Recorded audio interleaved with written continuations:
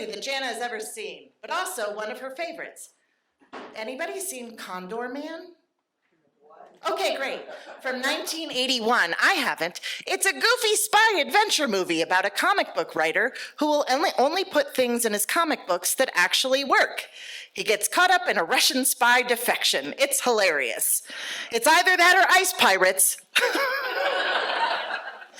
She's terrified, oddly enough, of the sound electric candle burners make. And as far as the song in Hell, she said, I was a theater major.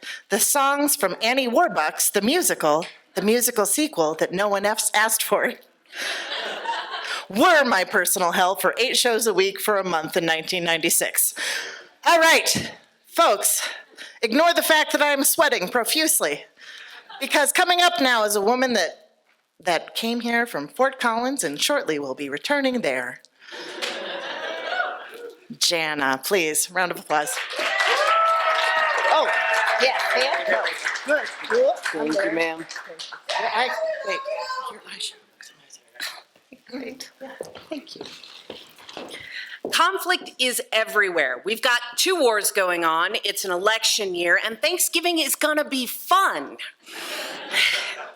Pick a topic and you will find people arguing about it. We cannot escape it. And conflict shows up in the most interesting places in our relationships. This is the actual patent, take note. Now, most of us don't enjoy conflict. Some of us even have trauma around it. And many of us have been trained not to do it. This movie ruined an entire generation of people for healthy conflict. You don't have to be nice, you should be kind. And as Saint Bernays says, clear is kind. And while we are all very tired of arguing, we should continue to engage in healthy conflict because it's the only way to ensure that everyone has a voice in the outcome. And when you have a voice in the outcome, you're more committed to it. Because if we expect and rely on consensus, a single person can hold everything up. Have you seen Congress this year? Conflict paves the way for us to be able to commit to a decision and move forward.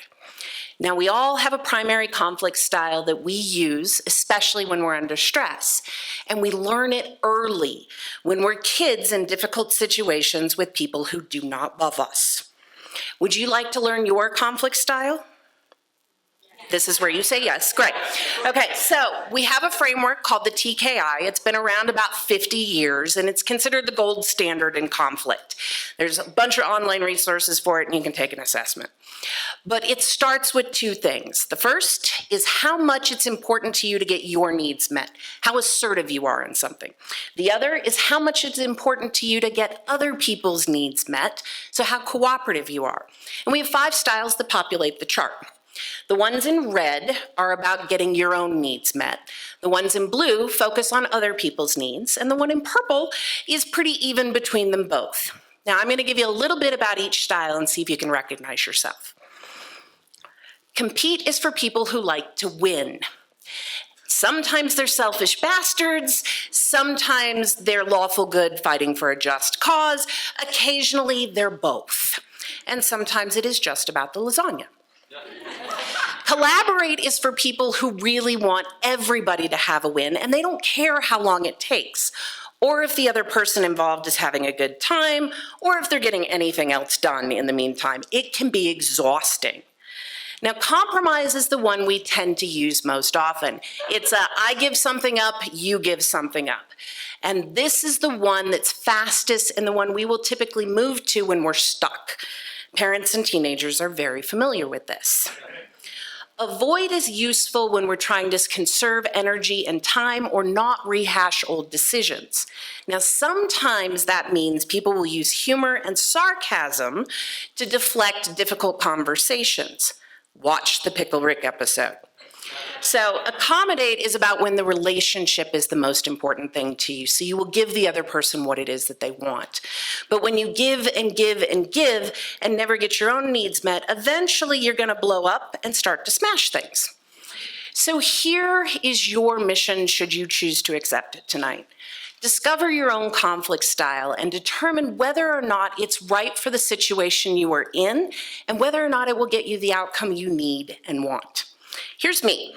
I'm high on compromise and high on accommodate. Now, those two things are important, and depending on the outcome, I will use whichever one I want to get what I need.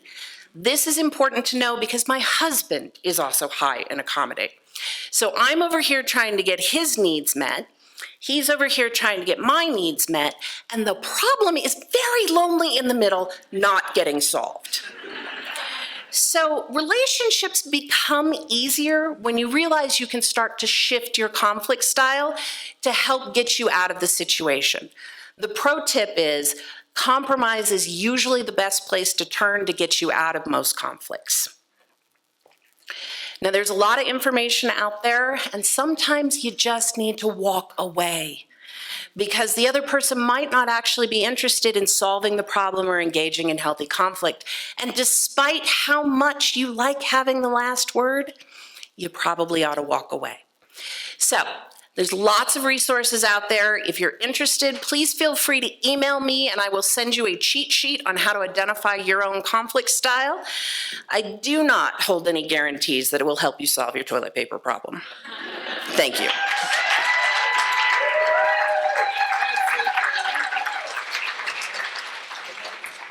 Extra round of applause for a woman that now has to drive up north.